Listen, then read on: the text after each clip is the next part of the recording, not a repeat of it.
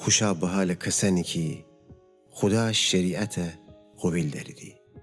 خوشا به حال کسی که شرور آدمان امره مشورت نکنه و گناهکاران راه دنبال نیشه و اوشانی امره که همه چیه مسخره کنیدی نشست و برخاست نکنه، بلکه اونی میل و رغبت خداوند شریعت ایسه و اونی دیل و فکر شبانده روز درباره خداوند تعلیم تفکر کنی.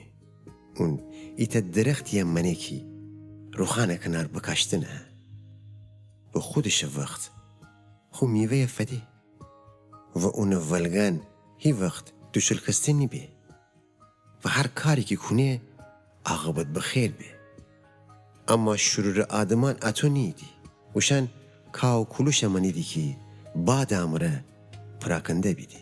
هنه وسی شرور آدمان خداوند داوری موقع نتنیدی تاب ببرید و حتویم نه گناهکاران خورم آدمان امره. خداوند خورم آدمان زندگی جا مواظبت کنی، ولی شرور آدمان آخر عاقبت هلاکت و نابودی است.